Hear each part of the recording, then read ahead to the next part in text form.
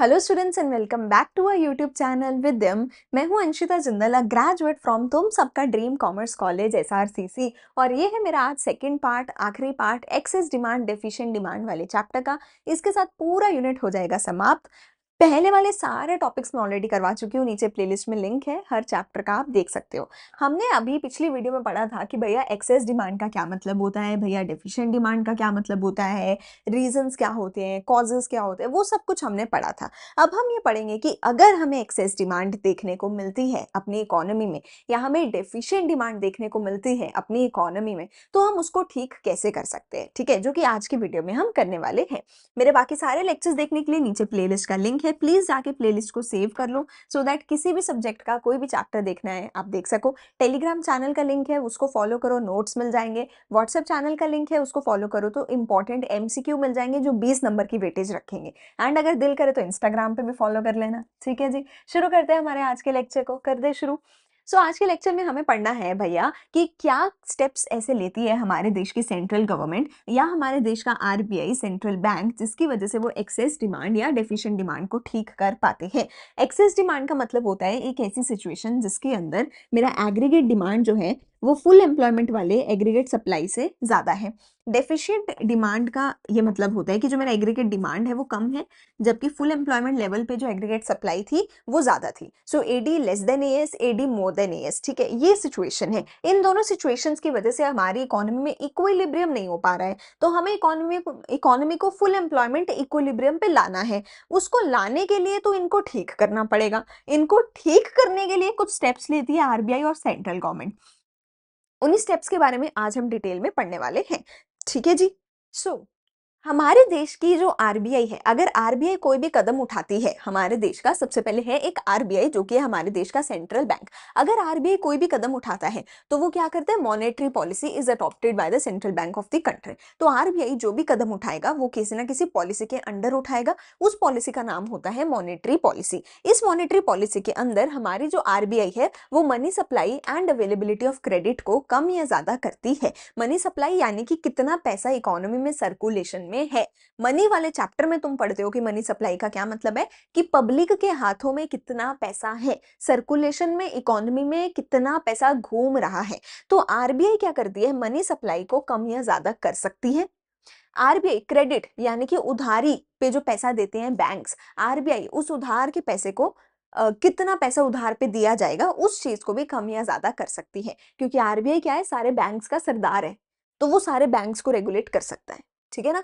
Monetary policy के under RBI steps उठाता है मनी सप्लाई या क्रेडिट को कम ज्यादा करने के। फिर आती है मेरी सेंट्रल गवर्नमेंट। सेंट्रल गवर्नमेंट हमारी क्या करती है, फिस्कल पॉलिसी लेकर के आती है। फिस्कल पॉलिसी कौन लाता है, हमारे देश की सेंट्रल गवर्नमेंट लाती है। फिस्कल पॉलिसी के अंडर गवर्नमेंट क्या करेगी, अब गवर्नमेंट ऑब्वियसली मनी सप्लाई को या लोन को तो नहीं छेड़ सकती। गवर्नमेंट क्या करती है, टैक्सेस कम ज्यादा कर सकती है, और गवर्नमेंट अपने खुद के खर्चे को कम ज्यादा कर सकती है, क्योंकि गवर्नमेंट का खर्चा 100 रुपए नहीं होता, 100 करोड़ रुपए होता है। और 100 करोड़ रुपए अपने आप में इतना बड़ा अमाउंट है कि अगर 100 करोड़ रुपए जनता को एक्स्ट्रा मिल जाए तो पता नहीं कितने ही गांव है ना सुधर जाएंगे, उनकी हालत सुधर जाएगी, कितने ही लोगों की जिंदगी बदल सकती है उससे। ठीक है ना। गवर्नमेंट का जो एक्सपेंडिचर है वो क्योंकि इतने लार्ज स्केल पे होता है, गवर्नमेंट अगर अपने एक्सपेंस को कम कर दे या ज्यादा कर दे उससे भी चीजें बदल सकती हैं।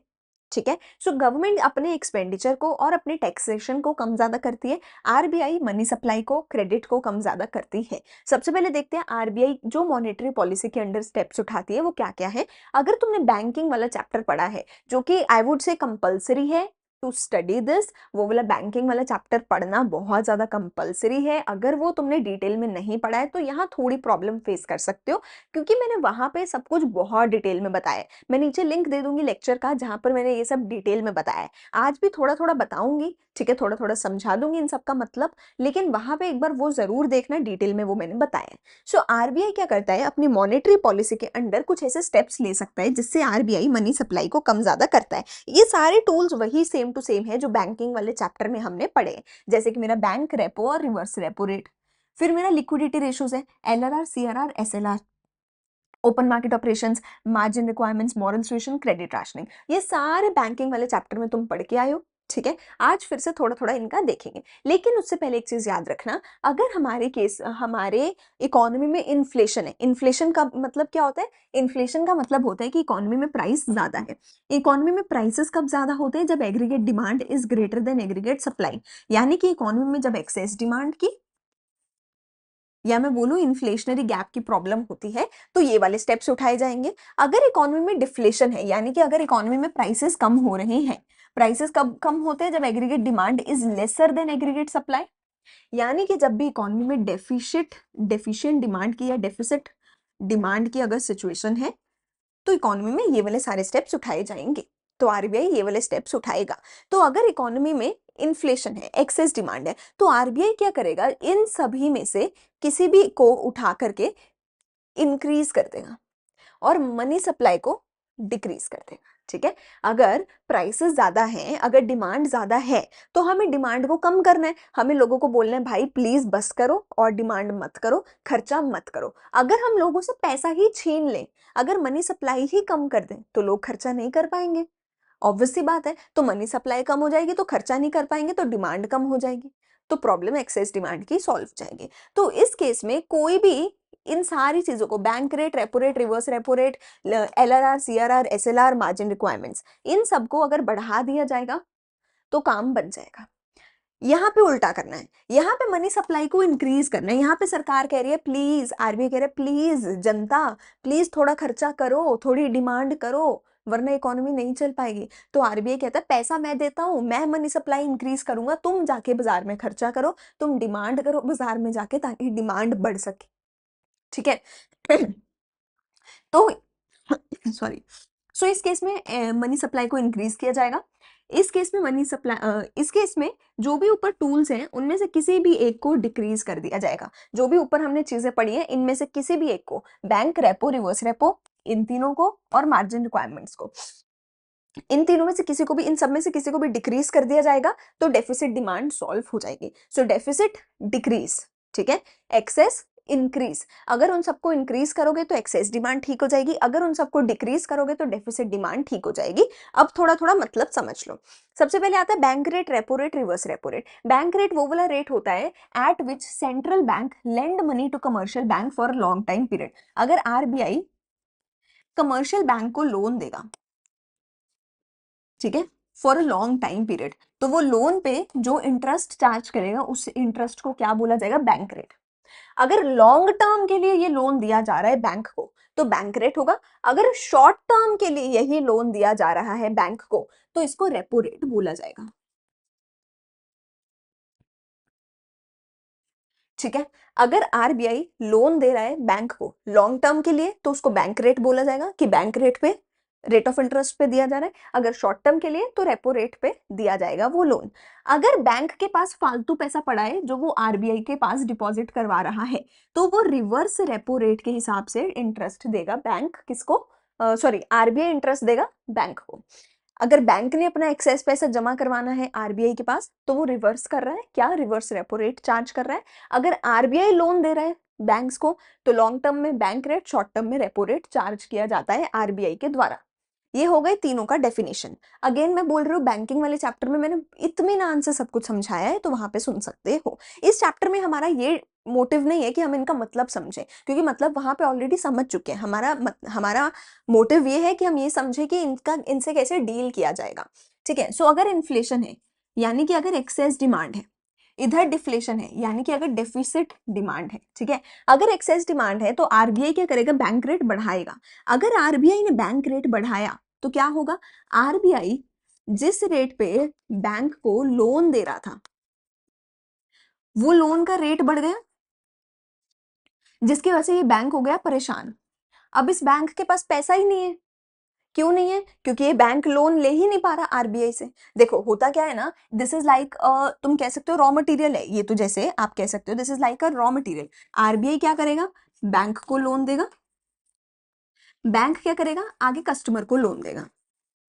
अगर बैंक को खुद को लोन मिलेगा तभी तो कस्टमर को लोन देगा। अगर बैंक को खुद को ही लोन नहीं मिलेगा तो कस्टमर को लोन कैसे देगा? This is like a raw material का कॉस्ट। अगर रॉ मटेरियल का कॉस्ट ऊपर चला गया, तो फाइनल प्रोडक्ट का प्राइस भी तो ऊपर जाएगा ना। अगर आरबीआई जो है वो कहता है कि मैं तो 8% का तुमसे इंटरेस्ट लूंगा, तो बैंक कैसे अपने कस्टमर को 8% पे लोन दे देगा? बैंक भी तो अपना कमीशन रखेगा, बैंक आगे 10% पे लोन देगा। अगर आरबीआई कहता है मैं तो सिर्फ 6% ही लूंगा, तो बैंक भी कस्टमर से सिर्फ 8% ही चार्ज करेगा। ठीक है, this is as good as saying raw material का प्राइस बढ़ा आगे। ठीक है, फाइनल प्रोडक्ट का अगर रॉ मटेरियल सस्ता हो गया तो फाइनल प्रोडक्ट सस्ता हो गया। सो आरबीआई क्या करेगा? रॉ मटेरियल का रेट महंगा कर देगा। अगर आरबीआई चाहता है कि कस्टमर को लोन ना मिले, कस्टमर को महंगा लोन मिले, अगर कस्टमर को लोन महंगा मिलेगा तो कस्टमर लोन नहीं लेगा। अगर आरबीआई कहता है लोन महंगा मिले, तो आरबीआई अपना रेट बढ़ाएगा, बैंक आगे रेट बढ़ाएंगे, कस्टमर लोन नहीं लेगा। तो क्या होगा? कस्टमर जो है लोन नहीं लेगा। ठीक है, तो कमर्शियल बैंक आरबीआई से लोन नहीं लेंगे, कस्टमर बैंक से लोन नहीं लेंगे। अगर कस्टमर के पास पैसा ही नहीं पहुंचेगा तो कस्टमर डिमांड कैसे करेगा? तो कस्टमर बाजार में जाके डिमांड करेगा ही नहीं। इससे क्या हो रहा है? लोन कम मिल रहा है कस्टमर्स को, फाइनल कस्टमर्स को, जनता को। लोगों के पास मनी सप्लाई नहीं हो रही है, मनी जा नहीं रही है लोगों के पास। ठीक है, सो अगर आरबीआई चाहता है कि मनी सप्लाई कम करनी है, वो बैंक रेट बढ़ाएगा। इसका उल्टा, अगर आरबीआई चाहता है कि कस्टमर के पास पैसा ही पैसा हो, तो आरबीआई बैंक रेट कम कर देगा, या रेपो रेट कम कर देगा, या रिवर्स रेपो रेट कम कर देगा। ठीक है, तो उस केस में क्या होगा? अगर आरबीआई ने अपने रेट कम कर दिए तो कस्टमर को भी कम रेट पे सामान मिलेगा, पैसा मिलेगा। तो ऐसे में कस्टमर जो है ज्यादा लोन लेना चाहेंगे। अब हम बोलेंगे अरे लोन बड़ा सस्ता है, ले लो गाड़ी ले लो, आज की डेट में तो गाड़ी का लोन सस्ता मिल रहा है, 1 साल बाद तो लोन महंगा हो जाएगा, फिर हम गाड़ी नहीं खरीद पाएंगे। ठीक है, तो डिमांड फॉर लोन राइजेस, जिसकी वजह से कस्टमर के पास पैसा ही पैसा हो जाता है, जिसकी वजह से कस्टमर जो है बाजार में जाके खर्चा करने लग जाता है, डिमांड बढ़ जाती है, और इस केस में पैसा छीन लिया जाता है लोगों के पास से, जिसकी वजह से एग्रीगेट डिमांड भी कम हो जाती है। ठीक है जी, आई होप ये क्लियर हो गया होगा। अगली चीज में पास आते हैं open market operation. Open market operation का मतलब क्या होता है कि सरकार के जो सरकारी शेयर होते हैं, सरकारी कंपनियों के, उन शेयर्स की बाइंग एंड सेलिंग करी जाती है शेयर मार्केट में। ओपन मार्केट मतलब शेयर मार्केट में बाइंग एंड सेलिंग करी जाती है गवर्नमेंट की सिक्योरिटीज को। शेयर्स को बाय एंड सेल कौन करता है? सरकार के शेयर्स को अमित शाह या मोदी थोड़ी ना वहां जाके बाइंग एंड सेलिंग करेंगे। वहां पे जाके बाइंग एंड सेलिंग कौन करता है? आरबीआई करता है। बाजार में जाके आरबीआई करता है ऑन बिहाफ ऑफ गवर्नमेंट, सो अगर आरबीआई बाजार में जाके शेयर बेच देगा, आरबीआई ने शेयर बेच दिया, बदले में आरबीआई को क्या मिला? आरबीआई को मिला पैसा।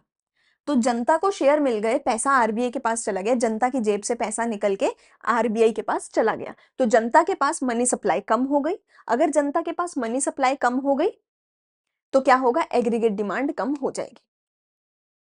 उल्टा दूसरी साइड, अगर आरबीआई ने शेयर खरीद लिए ओपन मार्केट से, तो शेयर आरबीआई के पास आ गए, शेयर खरीदने के बदले में पैसा तो देना पड़ेगा, तो आरबीआई शेयर खरीदेगा, बदले में पैसा दे देगा स्टॉक मार्केट में लोगों को, जनता को।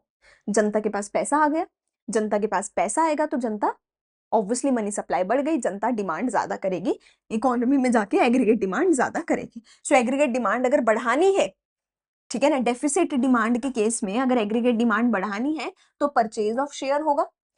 अगर एग्रीगेट डिमांड कम करनी है एक्सेस डिमांड के केस में, तो रिड्यूस करना होगा हमें मनी सप्लाई को। क्रेडिट कैपेसिटी की जगह पे हम लिख सकते हैं रिड्यूसेस द मनी सप्लाई, लिख सकते हैं हम यहाँ पे। ठीक है, यहाँ पे हम लिख सकते हैं रिड्यूसेस द मनी सप्लाई, यहाँ पे लिख सकते हैं इंक्रीजेस द मनी सप्लाई।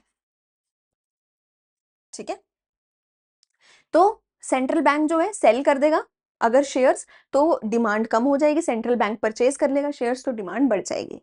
फिर आते हैं मेरे पास आगे रिजर्व रेशो, सीआरआर, एसएलआर और एलआरआर। ठीक है, एलआरआर होती है liquidity reserve ratio, liquidity reserve ratio.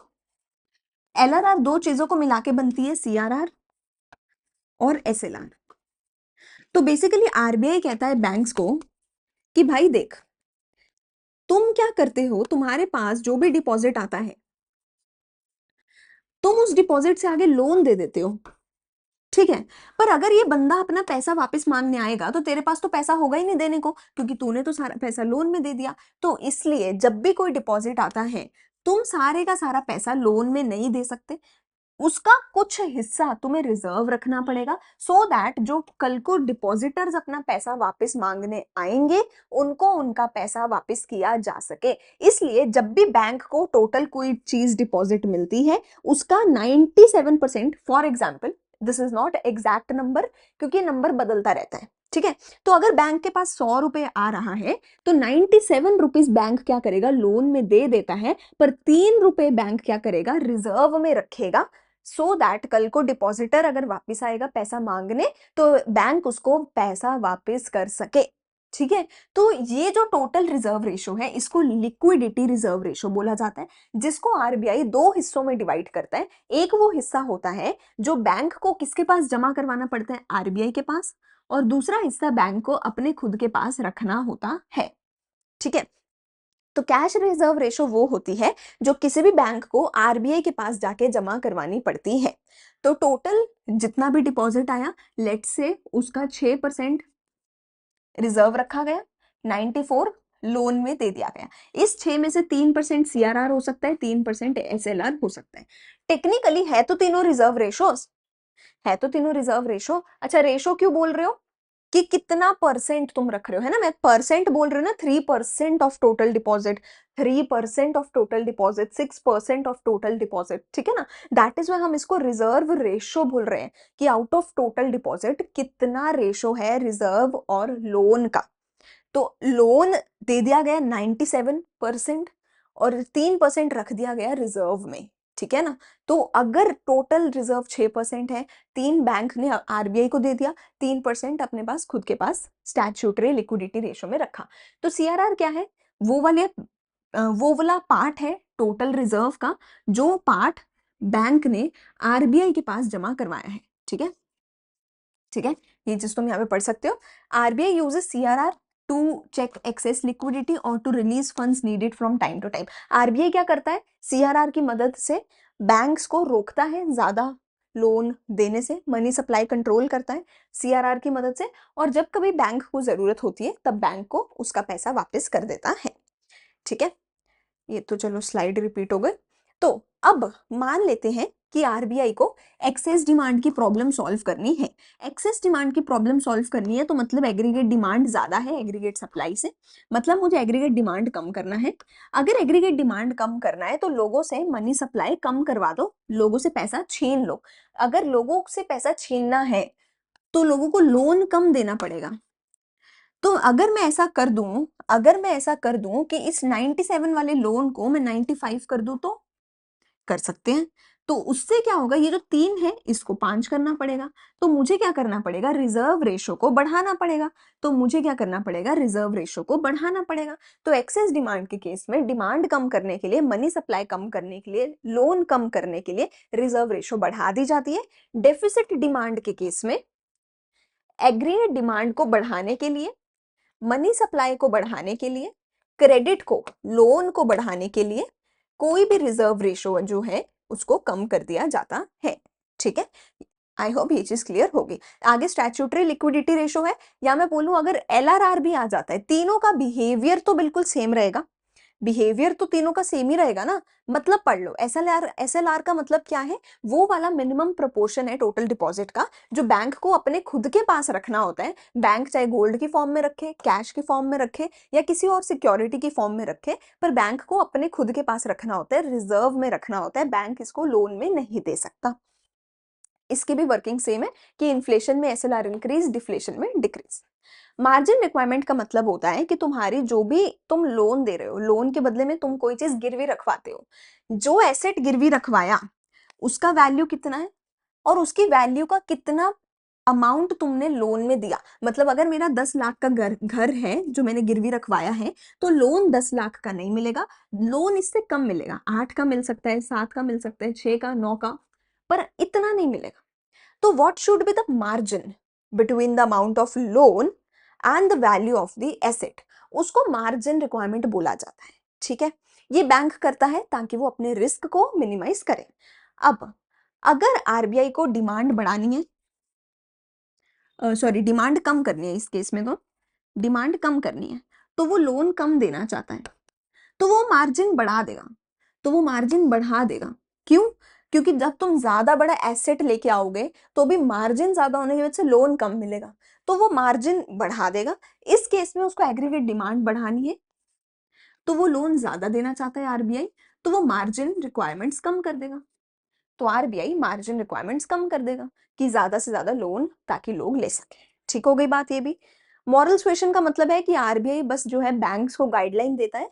ठीक है, क्या गाइडलाइन देगा इन्फ्लेशन के केस में? बैंक्स को बोलेगा कि तुम लोन मत दो। डिफ्लेशन के केस में बैंक्स को बोलेगा कि तुम लोन ज्यादा दो। ठीक है, इसमें कोई न्यूमेरिकल कुछ नहीं है, इसमें बस इतना ही है कि आरबीआई जो है सजेशन देता है। आरबीआई जो है सजेशन देता है, कंपल्शन नहीं करता है, बैंक्स को सजेस्ट करता है। इस केस में सजेस्ट करेगा कि तुम लोन मत दो, इस केस में सजेस्ट करेगा कि तुम लोन ज्यादा दे सकते हो। क्रेडिट राशनिंग का मतलब होता है कि किसी एक पर्टिकुलर सेक्टर को कम या ज्यादा लोन देना। तो आरबीआई ना कोटा बना देता है, रियल एस्टेट का हो सकता है, फार्मिंग का हो सकता है, ठीक है, जो स्टॉक मार्केट में काम करते हैं उनका हो सकता है, जॉब वालों का हो सकता है, बिजनेसमैन का हो सकता है। ठीक है, तो आरबीआई ना कोटा बना देता है कि रियल एस्टेट वालों को ना अब से लोन देना कम कर दो, या फार्मर्स को लोन देना ज्यादा कर दो, या स्टॉक मार्केट वालों को लोन देना कम कर दो। ठीक है, सो आरबीआई क्या करेगा? बैंक को बोलेगा कि किसी पर्टिकुलर सेक्टर का लोन कम कर दो, इसमें बोलेगा कि किसी पर्टिकुलर सेक्टर का लोन ज्यादा कर दो। That's it. Credit rationing, ration का मतलब ये होता है ना कि एक पर्टिकुलर तबका, एक पर्टिकुलर जॉनर हो सकता है, या एक पर्टिकुलर सेक्टर, एक पर्टिकुलर क्लास ऑफ पीपल को कम या ज्यादा ट्रीट कुछ करना। ठीक है, तो क्रेडिट राशनिंग में किसी सेक्टर को कम लोन दिया जाता है, किसी सेक्टर को ज्यादा लोन दिया जाता है। ठीक है, फिर आते हैं मेरे पास फिस्कल टूल्स। फिस्कल पॉलिसी किसकी होती है? सरकार की होती है। तो सरकार के क्या क्या टूल्स है वो पढ़ेंगे। अभी तक मैंने क्या तुम्हें समझा दिया? मैंने तुम्हें ये समझा दिया कि अगर आरबीआई को करना है तो वो मॉनेटरी पॉलिसी के थ्रू करेगा, और जितने भी टूल्स हैं उनमें से किसी को भी इंक्रीज करेगा एक्सेस डिमांड के केस में, उनमें से किसी को भी डिक्रीज करेगा डेफिसिट डिमांड के केस में। ठीक हो गई, आरबीआई के मॉनेटरी पॉलिसी टूल्स हो गए खत्म। जल्दी से 5 मिनट में गवर्नमेंट के टूल समझते हैं, चैप्टर को करते हैं खत्म। तो गवर्नमेंट अपने एक्सपेंस कम ज्यादा करेगी, टैक्स कम ज्यादा करेगी, अपनी पब्लिक बोरोइंग ये सब कम ज्यादा करेगी। ठीक है, समझते हैं। डेफिसिट फाइनेंसिंग का क्या मतलब था कि अगर सरकार को लोन चाहिए, अगर गवर्नमेंट को लोन चाहिए और गवर्नमेंट लोन लेने के लिए आरबीआई के पास जाता है, तो आरबीआई क्या करता है? नई मनी प्रिंट करता है सरकार को लोन देने के लिए। तो अगर नई मनी प्रिंट करी जाए गवर्नमेंट को लोन देने के लिए, उसको मैं डेफिसिट फाइनेंसिंग बोलती हूँ। ठीक है, गवर्नमेंट एक्सपेंडिचर, तो गवर्नमेंट कितना खर्चा कर रही है रोड्स पे, इन सब चीजों पे। ठीक है, तो इन्फ्लेशन के टाइम पे एग्रीगेट डिमांड को कम करना है, यानी लोगों के पास पैसा कम पहुंचाना है, तो गवर्नमेंट खर्चा कम करेगी। क्योंकि गवर्नमेंट अगर खर्चा करेगी तो जनता को ही तो मिलेगा वो पैसा, है ना। गवर्नमेंट खर्चा करेगी तो किसी बिल्डर को पैसा मिलेगा, लेबर को पैसा मिलेगा, है ना, गवर्नमेंट एम्प्लॉयज को पैसा मिलेगा। पैसा मिलेगा तो खर्चा होगा, कंजम्पशन होगी। ठीक है, तो यहाँ पर गवर्नमेंट क्या करेगी? अपना खर्चा कम करेगी, और इस केस में गवर्नमेंट क्या करेगी? अपने खर्चे को ज्यादा करेगी, ताकि वो एग्रीगेट डिमांड को इंक्रीज कर सके, ताकि लोगों की ज्यादा इनकम हो, लोग ज्यादा कंजम्पशन करे तो ज्यादा डिमांड हो। ठीक है, टैक्सेस, ऑब्वियस बात है, इन्फ्लेशन के टाइम में सरकार चाहती है डिमांड कम हो, तो सरकार ज्यादा टैक्स लगा देगी ताकि लोग खर्चा ना करें, लोग बाजार में जाके सामान ना खरीदे, ताकि हर चीज महंगी हो जाए और लोग सामान ना खरीदे। इस केस में सरकार चाहती है कि डिमांड कम हो, डिमांड ज्यादा हो, तो सरकार टैक्सेस कम कर देगी कि भाई मैंने टैक्स कम कर दिया, हर चीज सस्ती हो गई, जाओ बाजार में खरीदो, ज्यादा कंजम्पशन करो, ज्यादा डिमांड करो। ठीक है बात। फिर आती है पब्लिक बोरोइंग। अगर सरकार ज्यादा बोरो करती है, ठीक है, अगर सरकार, तो उस केस में क्या होगा? पब्लिक के पास से पैसा निकल के सरकार के पास चला जाएगा। देखो इन्फ्लेशन के केस में सरकार कहती है डिमांड कम करनी है, डिमांड कम करने के लिए सरकार कुछ भी ऐसा करेगी जिससे पब्लिक के पास पैसा कम हो जाए। अगर सरकार पब्लिक से लोन ले ले, तो पब्लिक वाला जो पैसा है वो सरकार के पास आ जाएगा। अब पब्लिक के पास पैसा ही नहीं है, तो पब्लिक खर्चा ही नहीं करेगी, डिमांड ही नहीं करेगी। ठीक है, इस केस में सरकार लोन नहीं लेगी एग्रीगेट डिमांड बढ़ाने के लिए, ताकि पब्लिक का पैसा पब्लिक के पास ही रहे और पब्लिक उस पैसे को बाजार में खर्च करे, कंजम्पशन करे, डिमांड करे। ठीक है, डेफिसिट फाइनेंसिंग से तो सीधा सीधा मनी सप्लाई बढ़ती है या कम होती है? मतलब तुम सीधा सीधा करेंसी प्रिंट कर रहे हो लोन लेने के लिए, तो मनी सप्लाई बढ़ती है अगर तुम डेफिसिट फाइनेंसिंग करते हो। और एग्रीगेट डिमांड अगर पहले ही ज्यादा है, तो मुझे तो मनी सप्लाई को कम करना है, तो डेफिसिट फाइनेंसिंग नहीं करेंगे। और इस केस में डेफिसिट फाइनेंसिंग करेंगे क्योंकि एग्रीगेट डिमांड को बढ़ाना है। यहाँ पे एग्रीगेट डिमांड को कम करना था, यहाँ पे एग्रीगेट डिमांड को बढ़ाना है। तो डेफिसिट फाइनेंसिंग करेंगे यानी कि नए नोट प्रिंट करेंगे, यानी कि मनी सप्लाई बढ़ाएंगे। मनी सप्लाई बढ़ेगी तो लोगों के पास पैसा जाएगा, लोग डिमांड करेंगे। ठीक है, यहाँ पर ये भी हमारा टॉपिक होता है खत्म। यहाँ पर ये भी मेरा टॉपिक, यहाँ पर ये वाला टॉपिक भी जो है वो होता है मेरा खत्म। ठीक है, तो यहाँ पर हमने क्या समझा भैया कि सरकार क्या क्या कर सकती है, आरबीआई क्या क्या कर सकता है। ये तुम देख सकते हो, मैंने एक छोटे से चार्ट में तुम्हें यहाँ पे सारा कुछ समझाया हुआ है। ठीक है, कि क्या क्या आरबीआई कर सकता है। एक्सेस डिमांड के लिए सब कुछ इंक्रीज करना है, डेफिसिट डिमांड के लिए सब कुछ रिड्यूस करना है। और सरकार क्या करती है एक्सेस डिमांड के लिए, अगेन टैक्सेस बढ़ा दिया, एक्सपेंडिचर कम कर दिया, मनी सप्लाई कम करनी है, डेफिसिट फाइनेंसिंग नहीं करनी है, पब्लिक बोरोइंग इंक्रीज करनी है। ठीक है, एंड डेफिसिट डिमांड के लिए सरकार क्या क्या करती है वो भी तुम देख सकते हो। यहाँ पर जस्ट मैंने एक समरी दिखाई है, जो चीजें ऑलरेडी मैं बता चुकी हूँ उसकी समरी है, ताकि तुम शॉर्ट में देख सको। ठीक है, यहाँ पर चैप्टर होता है हमारा समाप्त। अगर कोई भी डाउट है तो कमेंट सेक्शन में पूछ सकते हो। अगर कुछ अच्छा लगे तो वो भी प्लीज मुझे कमेंट सेक्शन में जरूर बताना कि हाँ हमें सारा कुछ समझ आ गया है। ठीक है, हम मिलेंगे अगली वीडियो में अगले चैप्टर के साथ। तब तक के लिए अच्छे से पढ़ाई करते रहो। Thank you, bye bye.